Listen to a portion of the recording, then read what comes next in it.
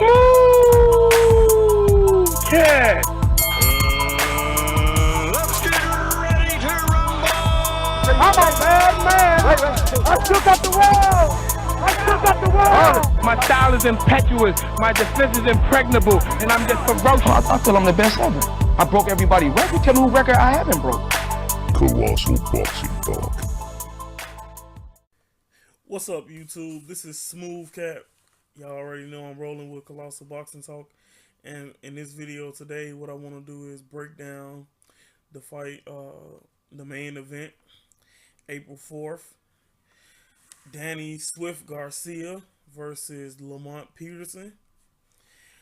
This is a fight that is long overdue. This is a fight we've been wanting to see this fight since hell. After Matisse versus Garcia, this became the fight everybody wanted to see. But in those times, at the time, Al Heyman, he didn't want to make the fight happen at that particular time. So with that being said, you know, he got a lot of flack for that, and he deserved to get that flack for that, to be honest. But now, as you see, he had a master plan behind it all. He wanted to he wanted to make these elite fights, but he wanted them to be on his platform of PBC. Now with this Premier Boxing Champions, now with this, and this fight's coming up, so, and it's on regular television, so like I say, this is huge. It's still a huge fight. I mean, me, honestly, I can't lie and say when I heard about the 143-pound catch weight that I wasn't disappointed, because yes, I was disappointed because I was expecting to see the two best 140-pounders fighting each other for the undisputed championship at 140, but it is what it is. I'm not gonna necessarily harp over that part there, but overall, what I will say is, like I say, it's still a very interesting fight. Still, these guys are still two of the best at 140. I'm guessing this is a fight where both of them are getting ready to move up to 147 pounds in the near future. But, ladies and gentlemen, with that being said, I'm going to get ready to get into the breakdown, and I'm going to start with this fight here. Danny Garcia versus Nate Campbell. And in this, okay, at this current mark, they're in the corner discussing strategies with Nate Campbell. But, okay, now you're seeing highlights of the round before. This is when Nate Campbell was starting to make his rally against Danny, because Danny was winning the rounds. But, as I say, this is Nate Campbell, very, very solid, highly respected fighter, good power, good boxing skills. He in some fights he kind of mentally checked out of some fights, but overall he was still a very solid fighter, very game, and one of the best 135 pounders of the recent era. But okay, here we go. Now, as you see, coming out shooting a jab, Danny using his foot movement. He's kind of flat-footed a bit, because as you see, when he uses the movement, he has his whole foot planted. He's not gliding around the ring. He's basically somewhat plotting a little bit. But as you see, he's Nate Campbell basically has it in his mind about watching out for the straight right hand and the jab. So Danny throws a nice combination there. And what he's doing, he's offsetting Nate Campbell from setting his feet by also shooting his jab out there, using the lateral movement and resetting. And look at him, he throwing nice combinations, very nice crisp combinations from Danny Garcia. You see Campbell wings a right hand. Now Campbell gets in. Okay, now they're tied up basically.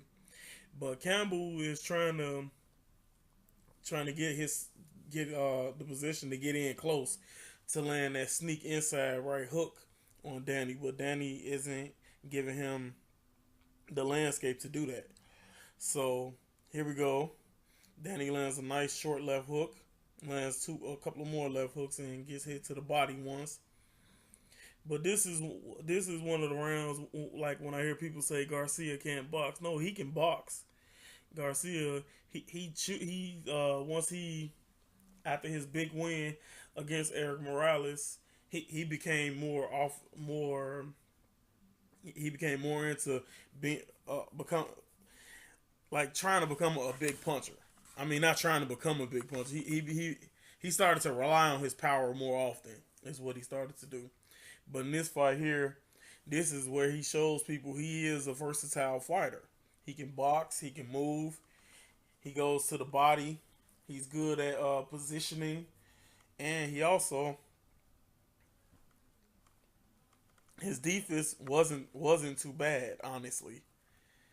But this round here, like you say, Nate Campbell was just basically trying to sucker Danny into the type of fight that he wanted this to turn to. But Danny Garcia was having none of that. And like I say, he's still boxing well, still getting off his shots and moving around. He's basically frustrating the veteran Nate Campbell in this one. And here we go. Danny got him up against the ropes. Nate wants Danny to come in with his hands down and just swinging so he can possibly land a big shot. But that's the end of that round, ladies and gentlemen. But like I say, what you're seeing is when you hear people say unintelligent things about Garcia can't box, Garcia can't do this, he can't do that, it's not true.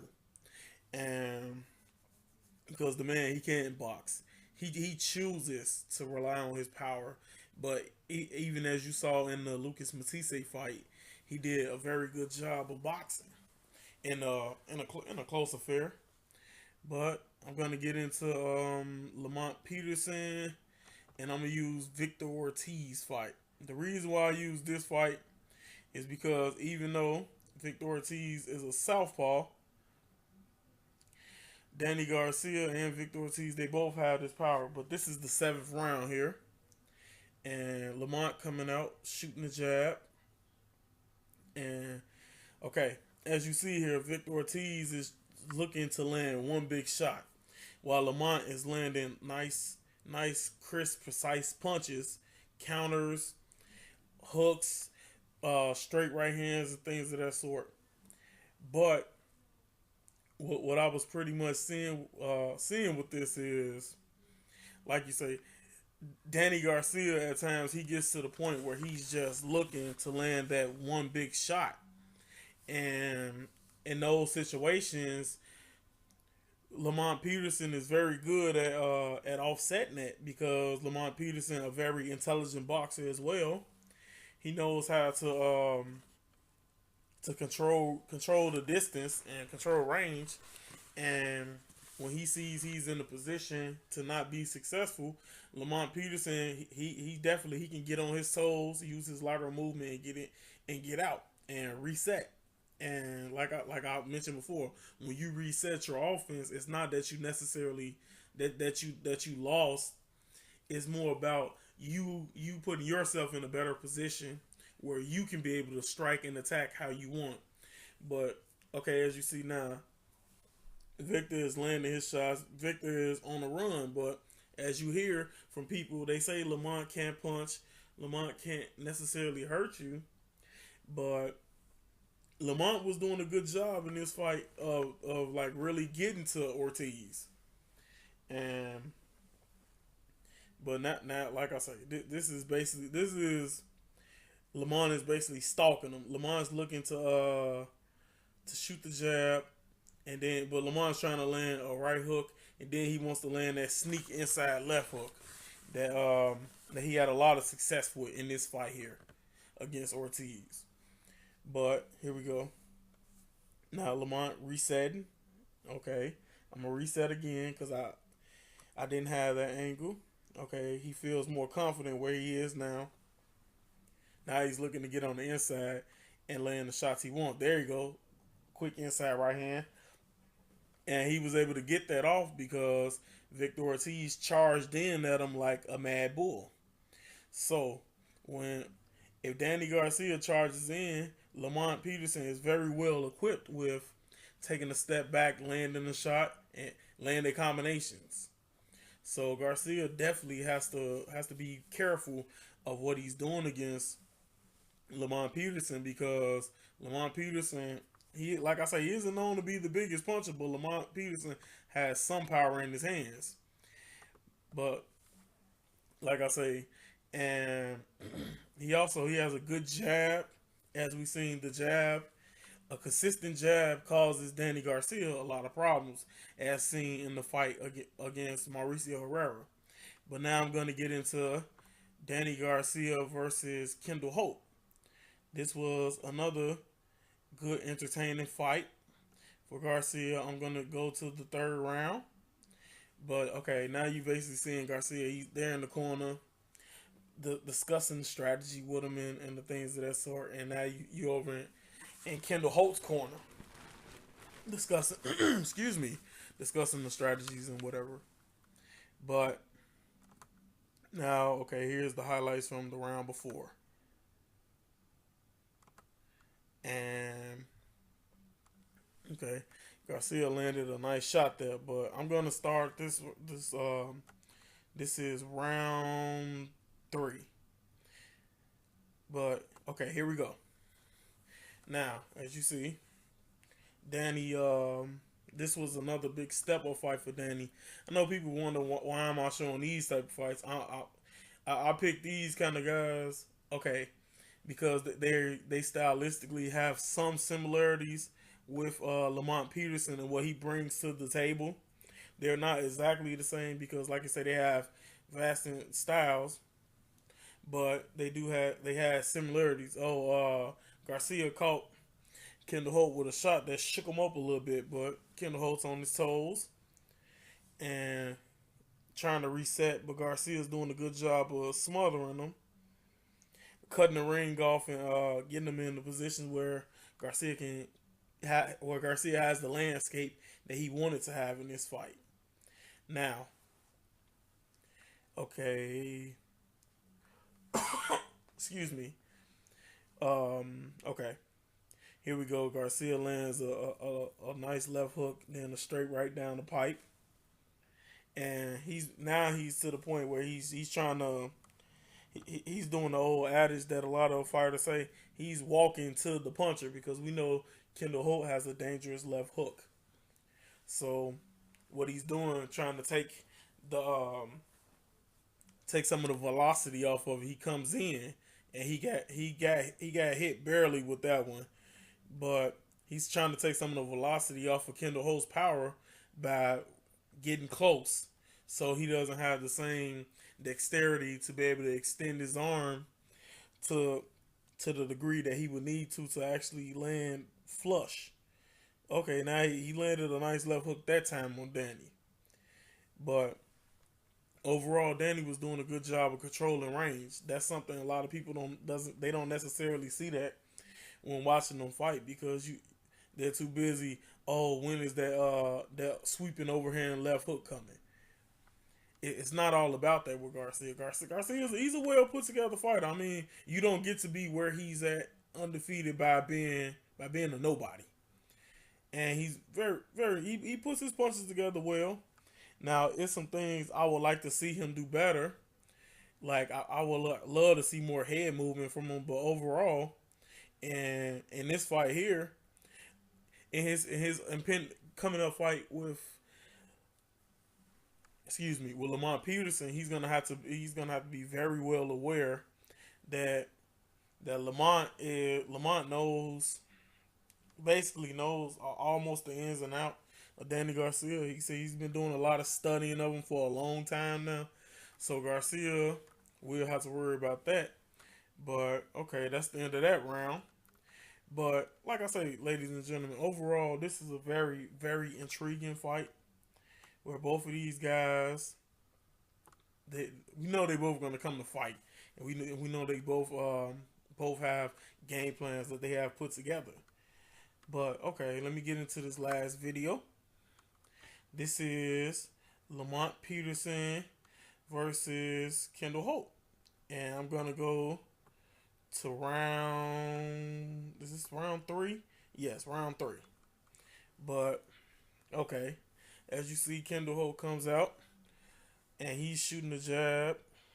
Basically, Kendall Holt, he knew in this fight he was the bigger puncher than Lamont Peterson. So, he says he had the mindset to try to take advantage of that. But Lamont was doing a good job, as he always does, controlling range, resetting his offense, and getting in positions where he can be successful.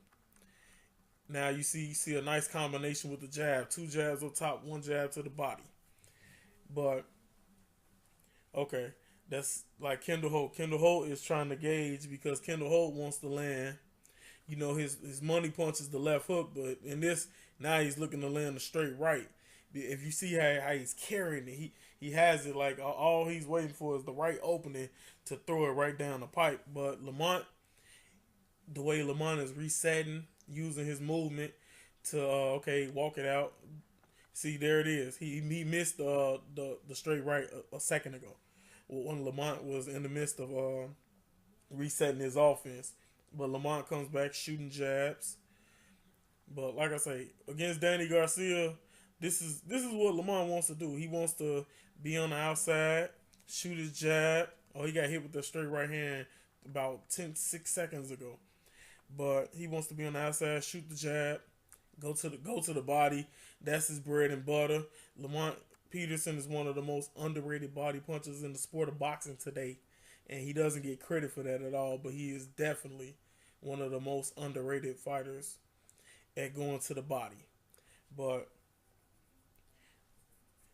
like I said, and what Danny Garcia, like I said, he wants to come in, try to cut the ring off on Lamont, corner Lamont, be able to land his power shots and get off appropriately. But as we seen, Lamont Peterson, he's the type of fighter, when you start hitting him with hooks, Lamont Peterson, he has that dog in him as well. And he bites down. And once he bites down, he starts throwing hooks with bad intentions as well.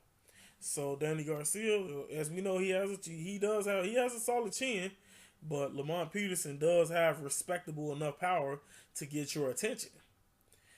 But okay, this round here, Lamont was hit with a few nice shots, but he pretty much won this round in my eyes. He dictated the whole round with the jab. Good lateral movement, nice body work, and he dictated this round to Kendall Holt. But with that being said, ladies and gentlemen, I'm not going to hold this video up any much longer.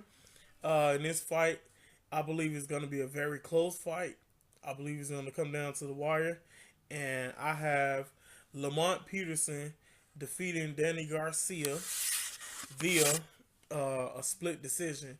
I believe Lamont, he has I just believe Lamont is the better put together boxer and fighter of the two, and I believe his skill set and his abilities are gonna give Danny Garcia his first loss as a professional. Now, with that being said, like I said, I'm not gonna keep this video too long, so hopefully you guys hit the like button for me, leave your comments in the comment section. I'll get back to you in my earliest convenience. Please hit the subscribe button to the Colossal Boxing Talk YouTube page. Like I said, I want to thank every last one of you for tuning in to the video. Also, like our Facebook page. Follow us on Twitter and Instagram at Colossal CBT.